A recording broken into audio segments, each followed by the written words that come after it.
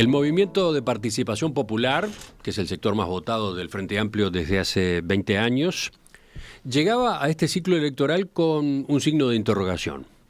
¿Podría mantener esa posición sin sus líderes históricos en lugares protagónicos?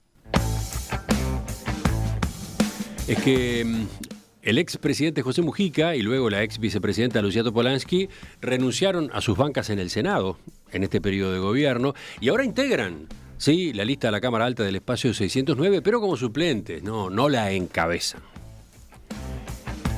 En la elección interna del 30 de junio, el MPP votó muy bien. Tuvo 112.000 votos, el doble que el Partido Comunista y sus aliados, pero además Yamandu Orsi, un hombre de la agrupación, fue quien ganó cómodamente la candidatura a la presidencia de la República.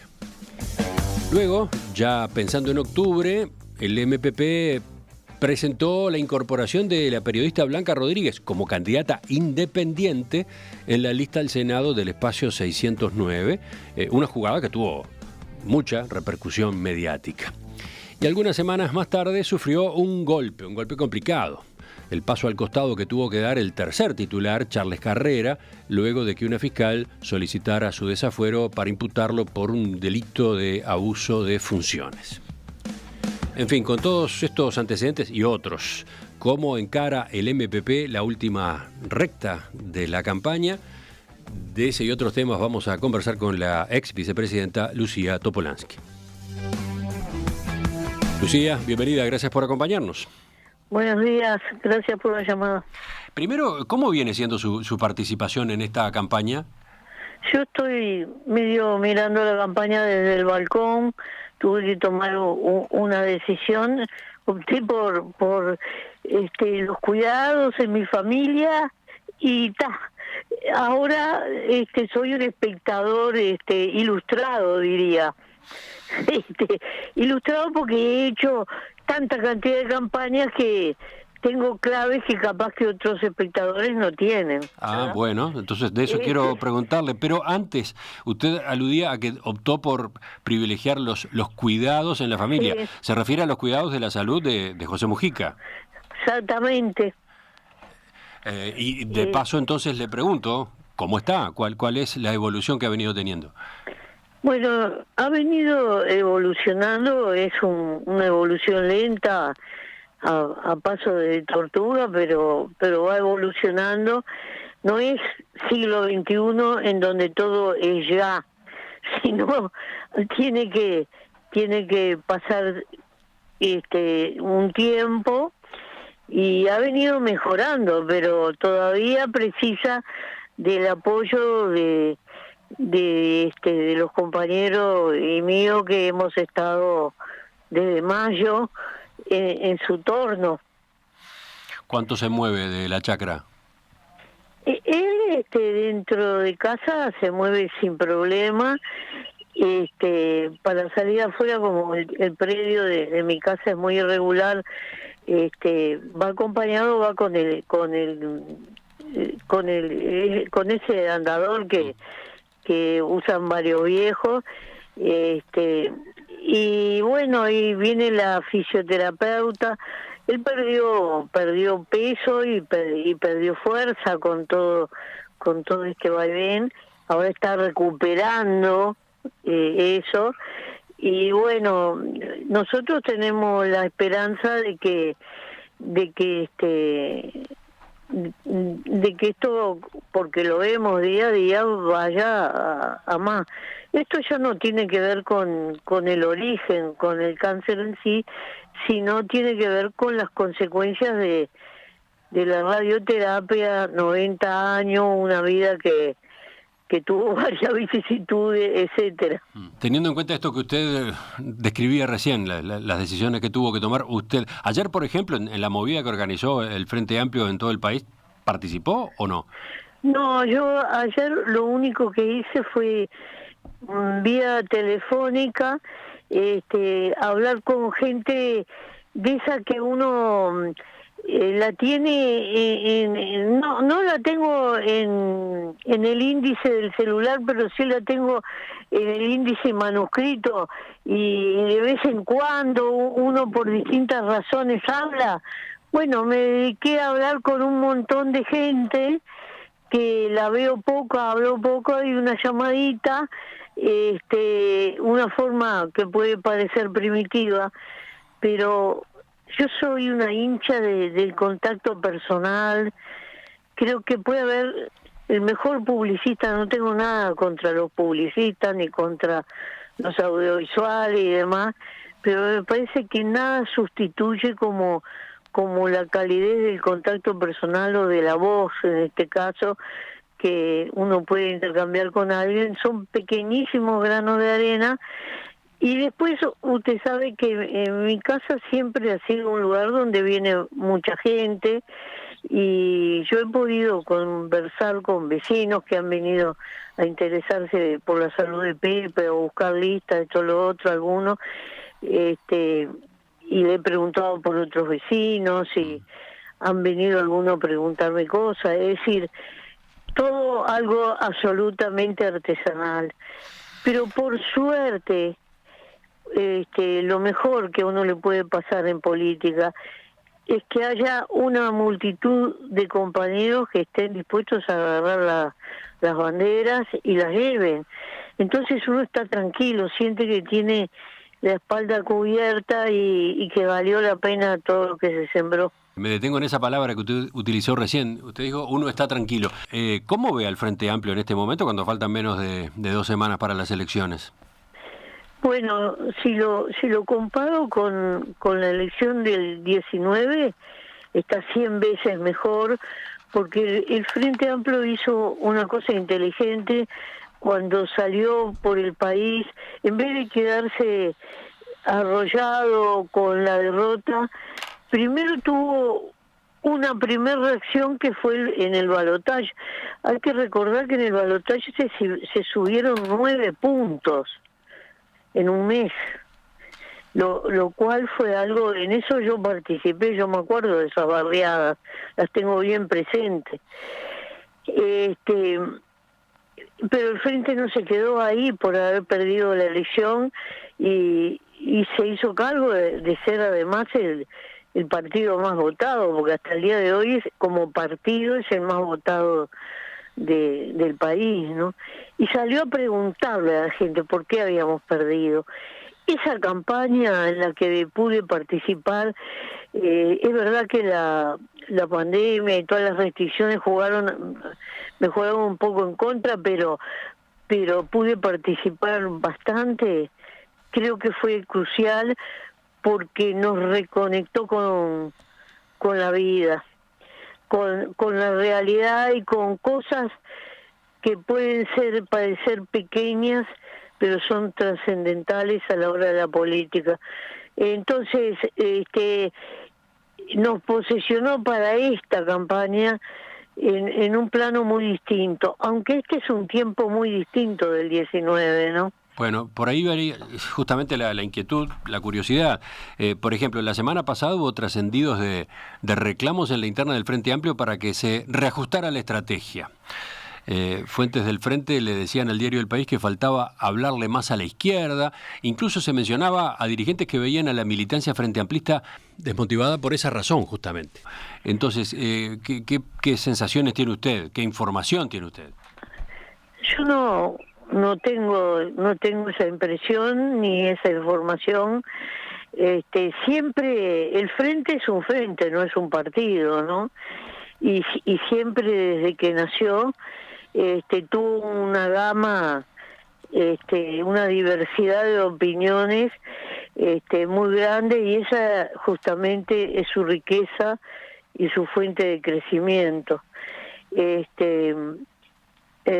Hay sectores que han estado más activos en la cancha que otros, y hay sectores que han puesto más su énfasis en algo que para nosotros es no es el centro del asunto, que son los plebiscitos. Ajá. Para nosotros el centro del asunto es ganar el gobierno nacional. Entonces, eso se ha visto en la cancha.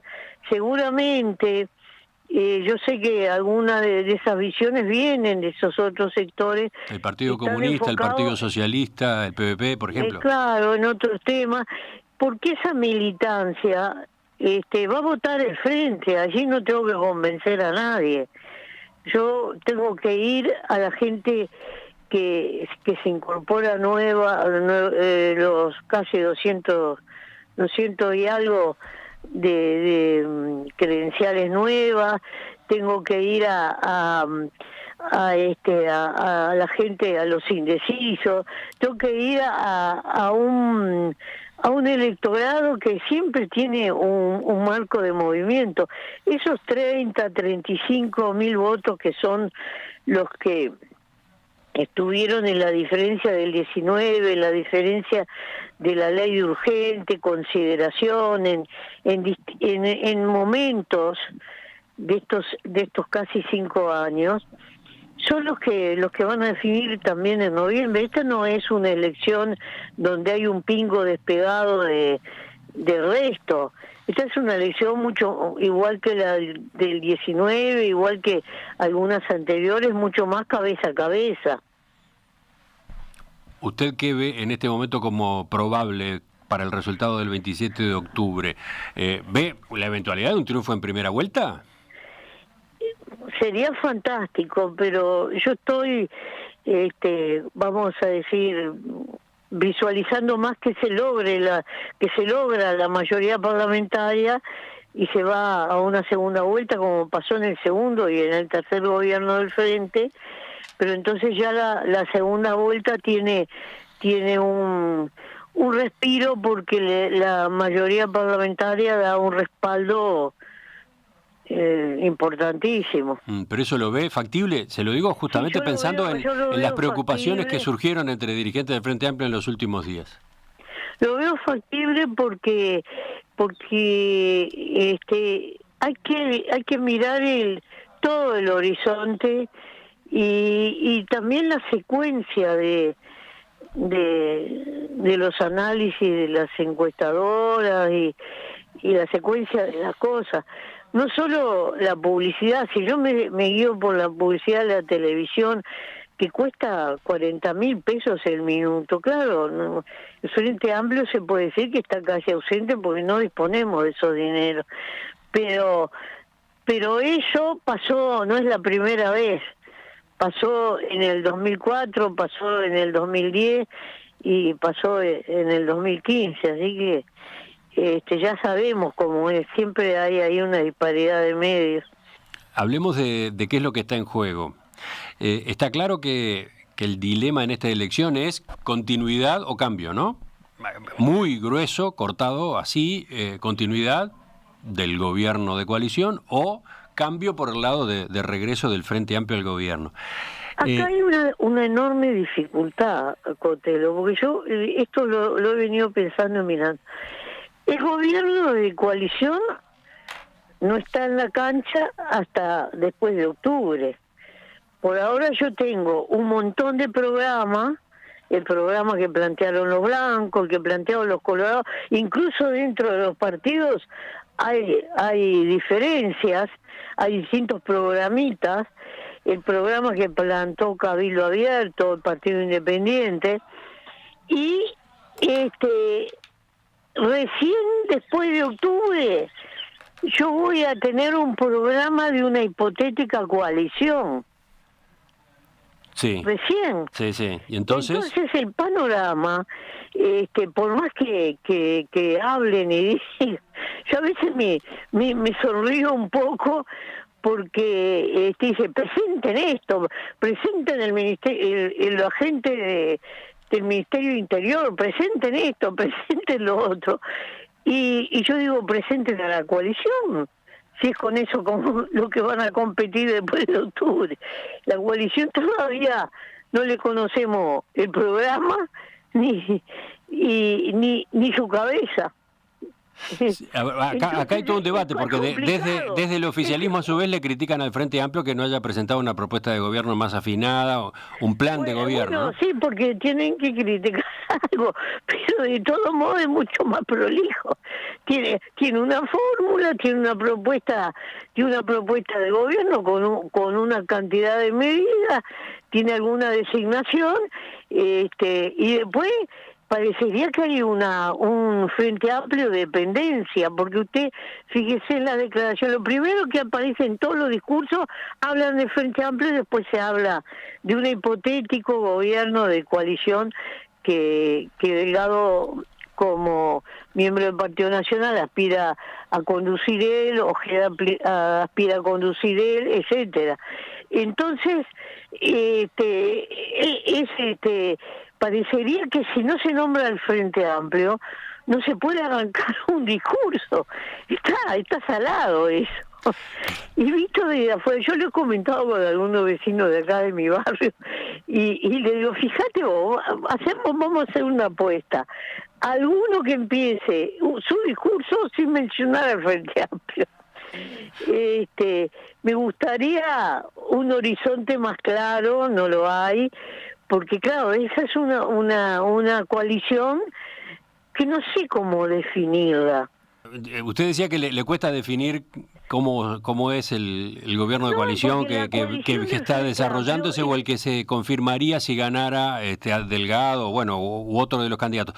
Mi pregunta es, ¿cómo define la alternativa? ¿Cómo define el rumbo que propone el Frente Amplio?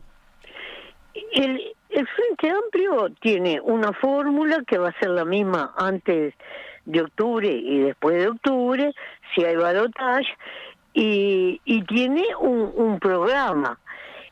Pero la coalición tiene en este momento una interna, a la interna de junio le suma otra interna, y después recién de esa interna, después del 27 de octubre, si vamos a balotaje, va a elaborar un programa de conjunto, demorará unos días. Recién ahí vamos a tener el panorama. ¿Entiende? Entonces, eso es lo que estamos viendo. Hay matices entre... No, eso lo entiendo, pero por eso le preguntaba cuál es la alternativa, qué es lo que el Frente Amplio está proponiendo en síntesis, como rumbo. Bueno, nosotros tenemos un montón de medidas.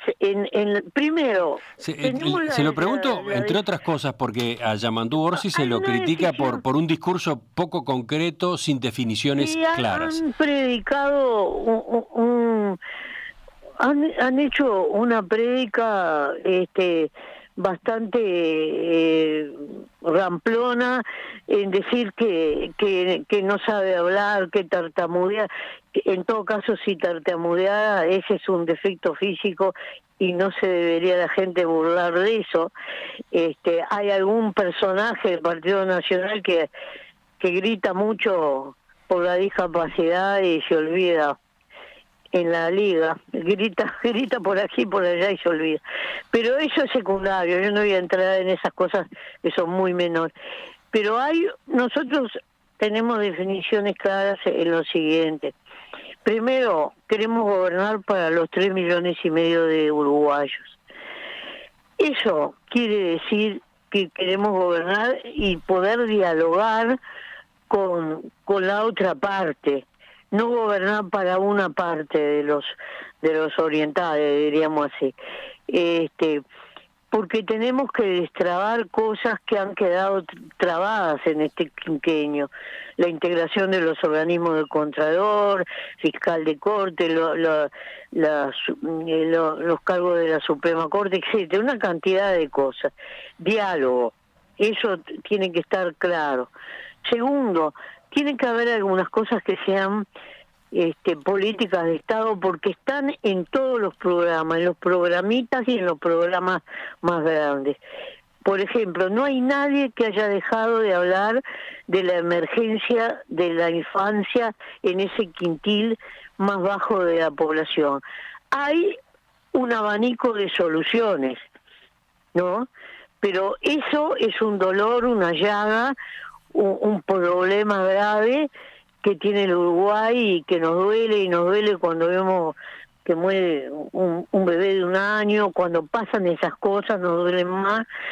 Y ahí tenemos que generar, como generamos durante el gobierno de Frente Amplio, que generamos una mesa por la energía renovable, nos sentamos en torre ejecutiva, dialogamos, conducimos el diálogo, escuchamos, pusimos oreja, escribimos un documento, lo suscribieron todos los partidos y se sobrecumplió. Y hoy el Uruguay destaca por el cambio de la matriz energética gracias a esa política que nació en ese momento y que se consolidó. Entonces, nosotros tenemos que ese punto, que no hay un solo político que haya hablado en contra, lo tenemos que tomar como nación y sacarlo adelante. Y eso tiene que ser un compromiso, y el Frente está decidido a eso, Después, en cómo ejecutamos la mejora de cómo sigue evolucionando el Sistema Nacional Integrado de Salud, la mejora en la cuestión de la vivienda, que se ha hecho poco y nada. Ahora he visto que pusieron un poco el acelerador para cortar algunas cintas, pero la verdad que realmente hay un atraso y ya están prometiendo 70.000 viviendas más. Ahí podemos tener diferencias en la modalidad del hacer, pero siempre es bueno tener la conversación. Hay unanimidad para ponerle otro punto completamente distinto en la necesidad de que el país crezca vía la introducción del riego en la cuestión agropecuaria, que es el primer lugar por donde va a crecer el país, porque precisamos crecer para distribuir. No se nos pasa por el moño no crecer, al contrario, ese es uno de los debes del Uruguay, el crecimiento. Entonces, eso es lo que... Ahora, si empezamos con la guerra, porque uno... No, pero teniendo en cuenta lo que usted expresaba recién, teniendo en cuenta el énfasis en los acuerdos multipartidarios y en generar políticas de Estado, entendido ese punto, voy a la pregunta más general que yo le hacía hace un rato, y sobre todo teniendo en cuenta esas discusiones que se dieron en estos días, incluso dentro del Frente, ¿dónde está la marca de izquierda en la propuesta de Yamandu Orsi con Carolina Cose? Es que la marca de izquierda es esa, porque la desigualdad que hay entre ese niño que nace tercera, cuarta generación en la exclusión y el niño que tiene la suerte de nacer en un hogar consolidado, esa brecha de desigualdad es lo que nosotros tenemos que poner como punto número uno, si somos de izquierda, para que eso se achique. Eso es ineludible, eso va por arriba de todo. Para eso precisamos recursos y tenemos que hacer crecer el país en paralelo. Pero esa llaga no admite la menor demora, tomando las palabras artiguistas. Entonces, yo creo que ahí está la marca de la izquierda, porque esa es la marca del futuro. Si ese niño yo no le doy oportunidad y el Estado sigue ausente de algunos lugares, ese niño, esa ausencia la va a tomar el narco. Es lo que está pasando en muchos países de Latinoamérica. Pero justamente esa preocupación la tienen todos los partidos hoy. Sí, pero la tienen algunos... Justamente por eso nosotros queremos convocar un diálogo en serio, un diálogo que realmente sea fructífero en ese sentido, porque cuando yo digo sacar a ese niño de esa realidad, no lo puedo extraer al niño como si fuera una muela que saco de una boca. Yo tengo que sacar al niño con su familia. La madre de ese niño, la madre la primer transmisora de cultura en una sociedad. Si no recibió cultura, mal va a poder transmitir algo. Entonces también tengo que accionar sobre la madre. Describía Daniel Olesker 3 pilares: cultura, vivienda y trabajo. Bueno, para poder rescatar a ese niño, preciso esos 3 pilares. No me basta con un bono infancia, no me basta con una transferencia económica, es bastante más complejo y preciso también un gran apoyo de voluntariado. Yo creo que la sociedad toda se tiene que volcar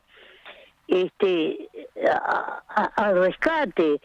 En el sector que yo integro, tenemos un puñado de compañeros bien jóvenes que hacen voluntariado tratando de ayudar a chiquilines pobres que no pueden pagar profesores a pasar de año. Bueno, ese tipo de actitudes la tenemos que multiplicar, porque lo que vale para un chiquilín pasar de año y poder seguir teniendo oportunidades, puede haber, es importante que haya becas y todo lo demás, pero ese docente voluntario, dedicado, sentado al lado, tratando de hacerle salvar el examen, tiene un valor, Cotero, que usted no se imagina. Vale la pena hablar con los gurises MPP que hicieron esa proeza y que la siguen haciendo, hipotecando el verano, hipotecando el tiempo libre y solo por ayudar al prójimo. Si le parece, hacemos una pausa y después vemos otras preguntas. Bueno. Estamos con Lucía Topolansky, ex senadora, ex vicepresidenta de la República. ¿Cómo se analiza desde el MPP este momento de la campaña electoral? ¿Qué evaluación se hace del desempeño del candidato presidencial, Yamandu Orsi, que fuera impulsado justamente por ese sector? ¿Cuál es el posicionamiento de la 609, que además enfrenta estas elecciones con una renovación fuerte de sus referentes?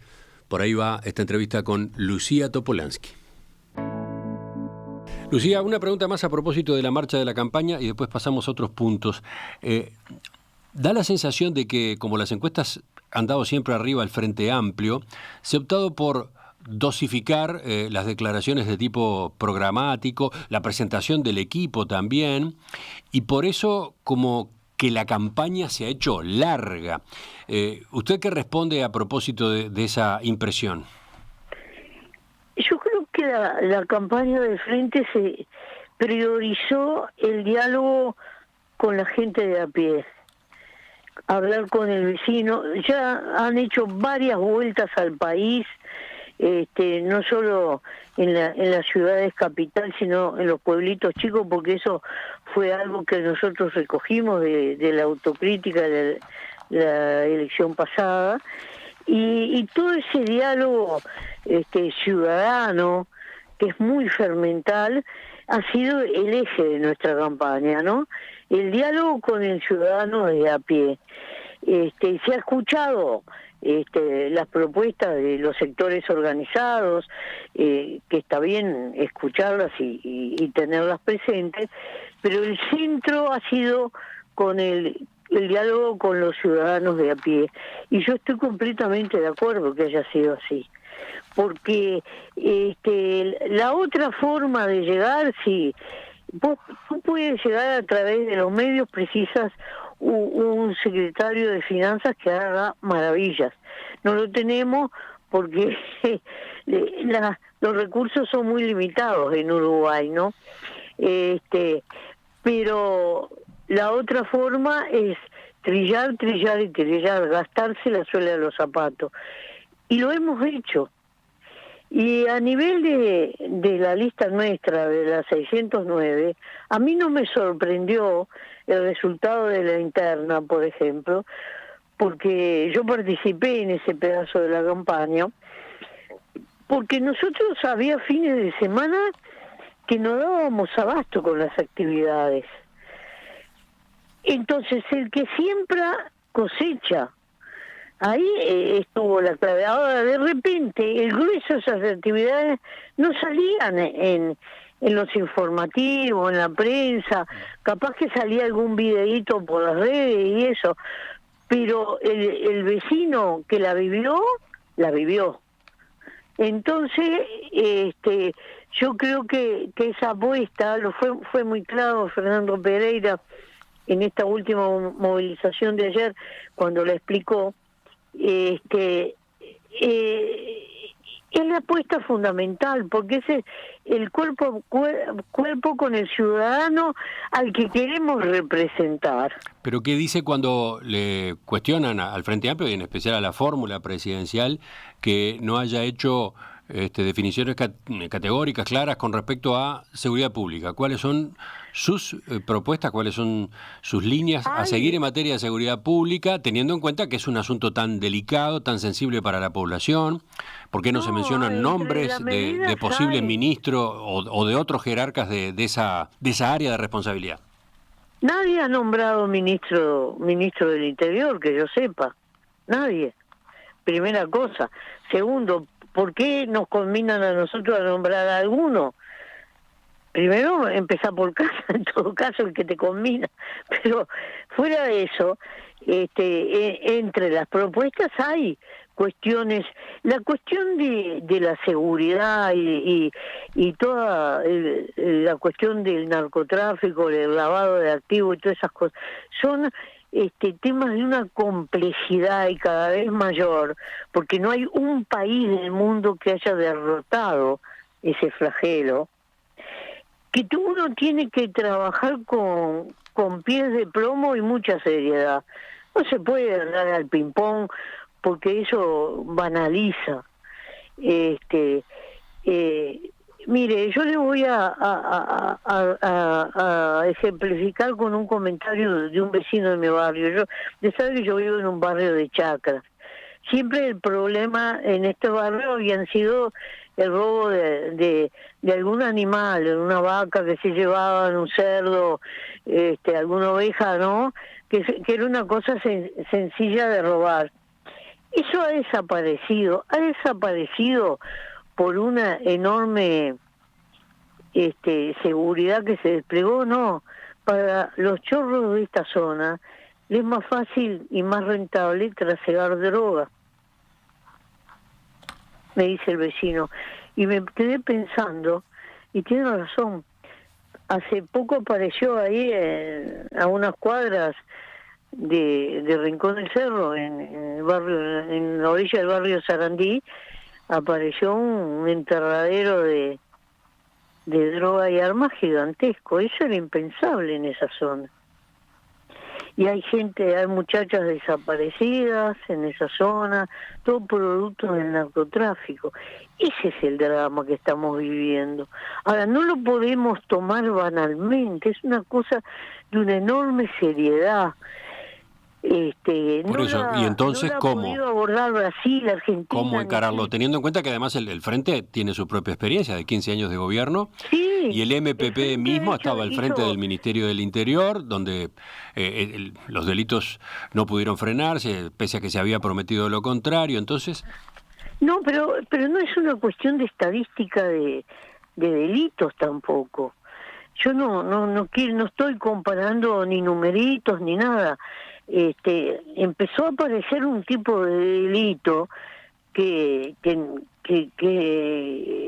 es típico de cuando se desarrolla el narcotráfico, que son los cuerpos quemados, los descuartizamientos, todas esas cosas terribles que vemos. Eso de que pasa una moto y ametralla, eso no se había visto antes, no se vio en los 15 años de gobierno del Frente.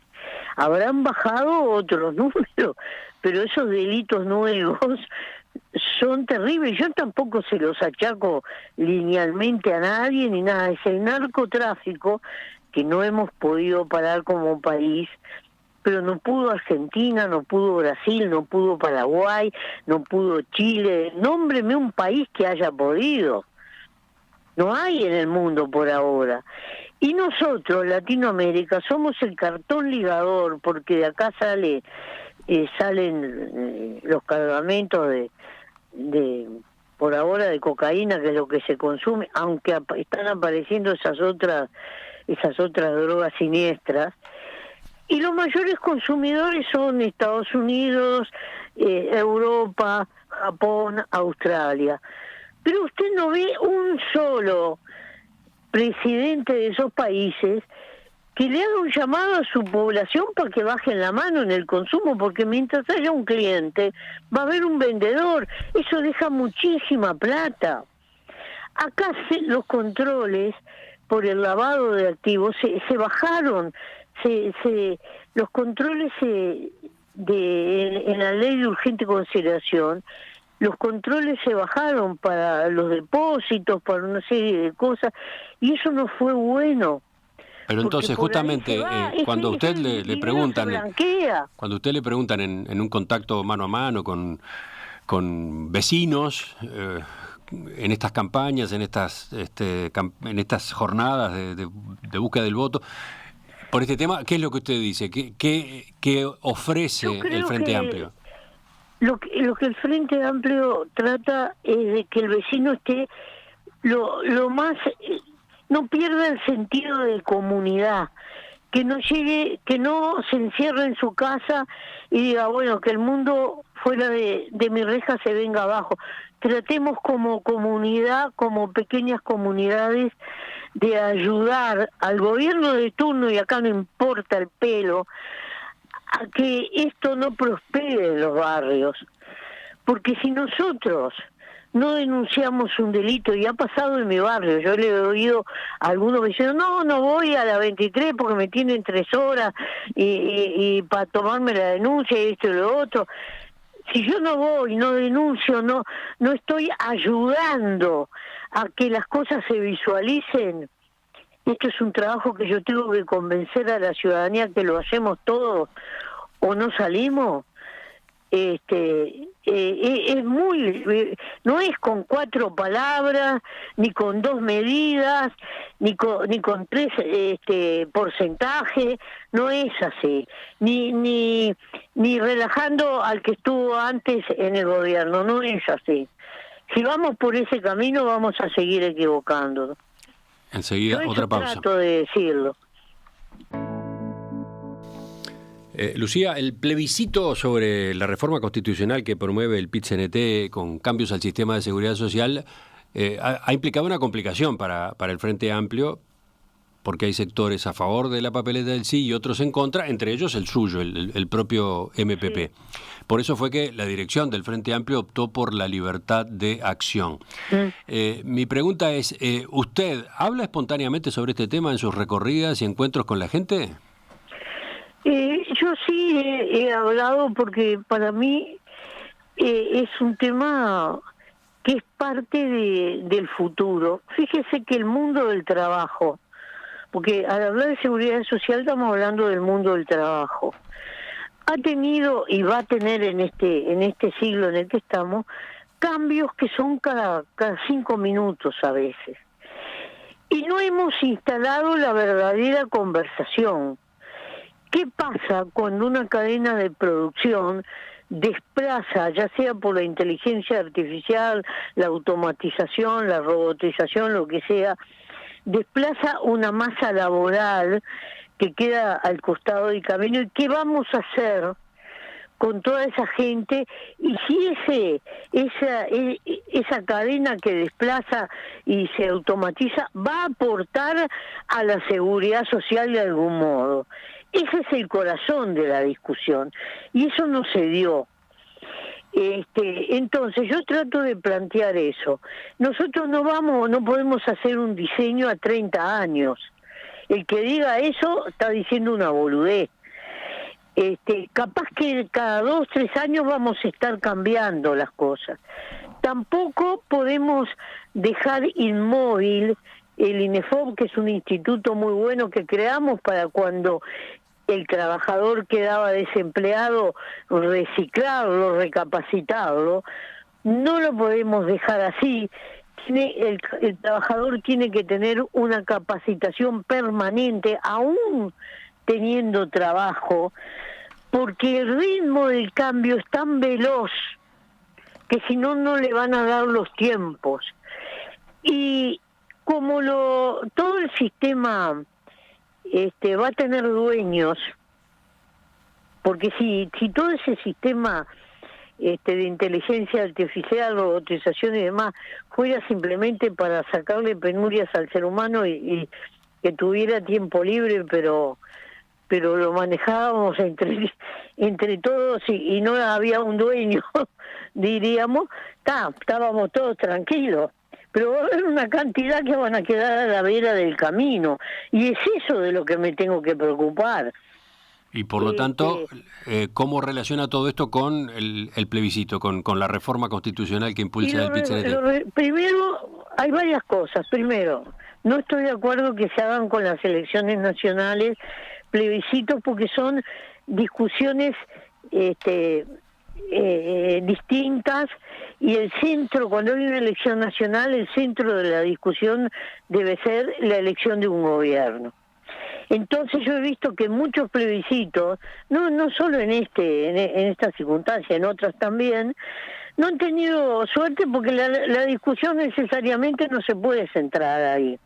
Ese es un primer punto. Un segundo punto: la reforma, la Constitución es una cosa muy seria. Nosotros el 27 de agosto hicimos un plenario antes de que se pronunciara el PIT-CNT sobre la propuesta del Sindicato de la Seguridad Social, y vimos que hacer algo por reforma constitucional y dejar matrizado en un texto constitucional algo tan rígido no era conveniente.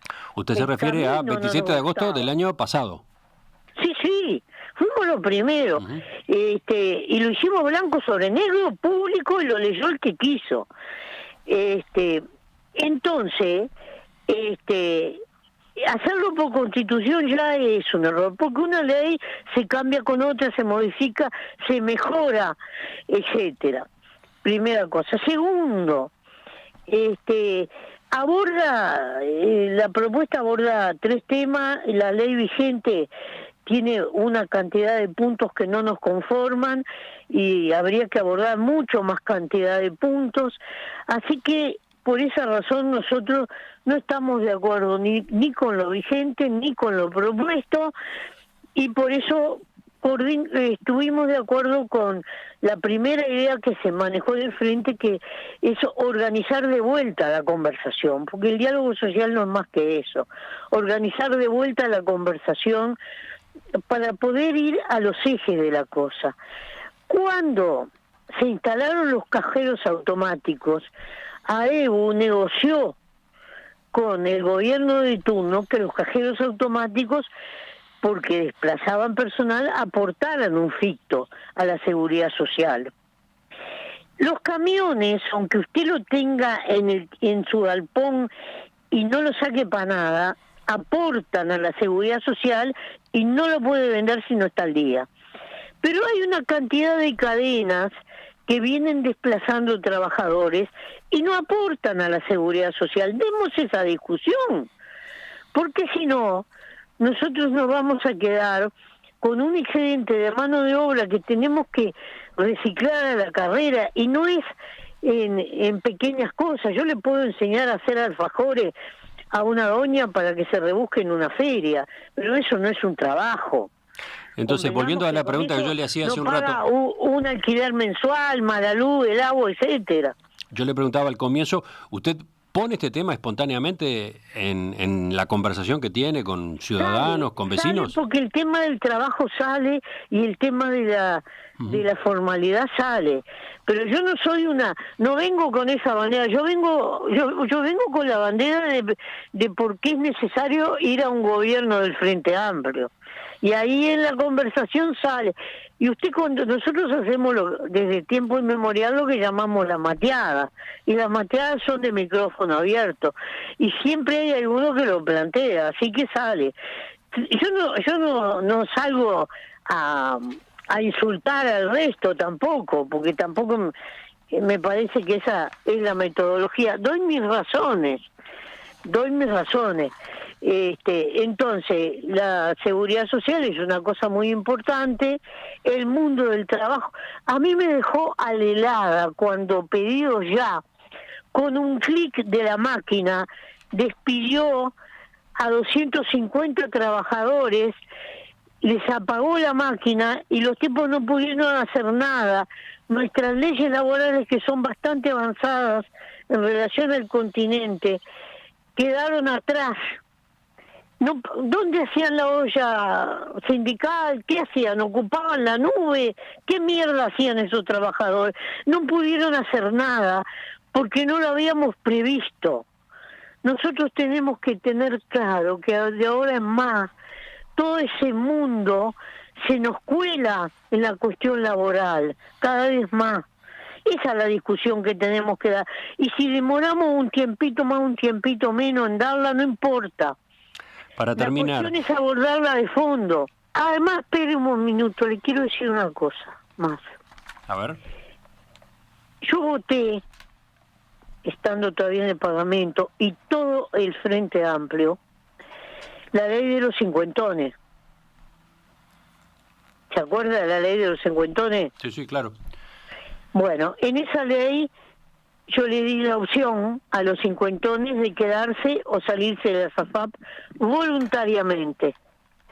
Yo no puedo cambiar ese concepto sin ningún argumento y pasar a hacer algo obligatorio, porque estaría borrando con la mano, con el codo, lo que escribí con la mano, a unos pocos meses de haberlo hecho. Decía... Y soy coherente, soy coherente. Ahí va a otra de las medidas fundamentales de la papeleta de la reforma constitucional. Se ha dicho poco esto, se ha recordado poco lo que hicimos. ¿Y sabe lo que pasó? Fue 50-50. Hubo una mitad de cincuentones que se pasaron y otra mitad que no. Voluntario. Uh-huh. ¿Usted está insinuando que ese puede ser un camino? ¿Una de las líneas de acción a seguir en una reforma al futuro de la seguridad social? Hay que discutir todo. Hay que poner todo sobre la mesa y discutirlo todo. Ajá. Pero en ese momento, ¿por qué nosotros tomamos esa decisión? Tenemos que recordar las cosas que hicimos. Para terminar, quería preguntarle sobre el sector, sobre el MPP o el espacio 609, usted dirá. ¿Cómo define a esta parte del Frente Amplio en el día de hoy? Bueno, nosotros tenemos un problema. Siempre nos han querido encasillar. No lo digo por usted, digo por muchos analistas que hacen un casillero, entonces a cada casillero le ponen determinadas normas y lo quieren meter a uno a prepo en un casillero. A nosotros siempre nos han querido meter en determinados casilleros a prepo. El casillero de los radicales, por ejemplo.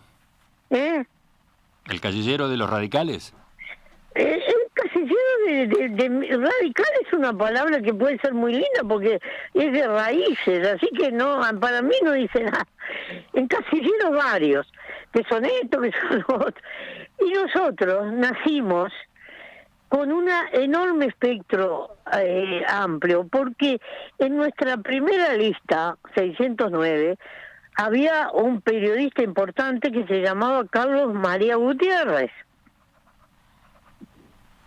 Ese fue fundador del MPP. Uh-huh. Y después, a lo largo de nuestra historia, fuimos incorporando una cantidad de personas independientes, siempre con el sentido de abrir la cancha, de aportarle al frente, de aportarle al sistema político. Incorporamos a Curiel cuando no tenía sector porque pensábamos que ganábamos la elección y no podía ser que viniera un gobierno al frente y Curiel, que había sido fundador del frente, no estuviera ahí. Incorporamos a Bayán, que venía del Partido Colorado, a Martínez Huelmo, a Sarabia, a Tucci, a Constanza Moreira, incorporamos un montón de gente. Algunos permanecieron con nosotros, otros formaron sus propios sectores, pero abrimos la cancha, aireamos. Esa fue nuestra tónica, y esa fue la tónica de la incorporación de Blanca, y nos parece que ese camino siempre le ha aportado al frente en vez de restarle votos, le aporta. Por eso, y entonces, ¿cuál es la respuesta a la pregunta de cómo caracterizamos hoy al el espacio es un 609? movimiento, no es un partido, primera cosa. Es un movimiento. Claro, un movimiento de participación, un movimiento no tiene como un partido tiene una carta orgánica con una decisión ideológica, con una homogeneidad muy grande. Eso es la definición que el diccionario trae de partidos, y sin embargo un movimiento es una cosa mucho más laxa, es como un frente, es como la diversidad del frente. Nosotros tomamos la esencia del frente, de la diversidad, y la organizamos atrás de una meta. Eso es lo que hacemos. Entonces, para eso hay que dar oportunidad, y en algunas cosas habremos acertado y en otras nos habremos equivocado, como todo el mundo. ¿Se ha ido corriendo hacia el centro? ¿Tiene un posicionamiento más moderado, más de centro-izquierda que el inicial? No hay nada más revolucionario que salvar la infancia de este país, y esa es la consigna principal que tenemos hoy. Ideológicamente, entonces, ¿qué dice? Y bueno, nosotros somos de izquierda.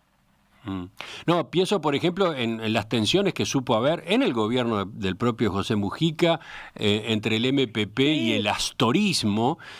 Hoy aquello parece haberse corrido a un costado, ¿no?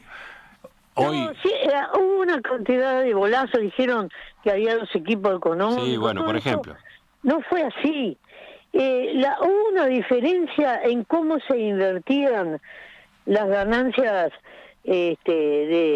sobre todo de 2 de las empresas públicas, Antel y UTE, donde el presidente, que tiene la última palabra en un gobierno, en este caso Mujica, decidió que eso se invirtiera en la potenciación de Antel y de UTE por la función de la energía y las comunicaciones, por la importancia, y le dio esa orden a OPP, y el Ministerio de Economía, y yo los entiendo, los ministros de Economía quieren tener todos los recursos y repartir, porque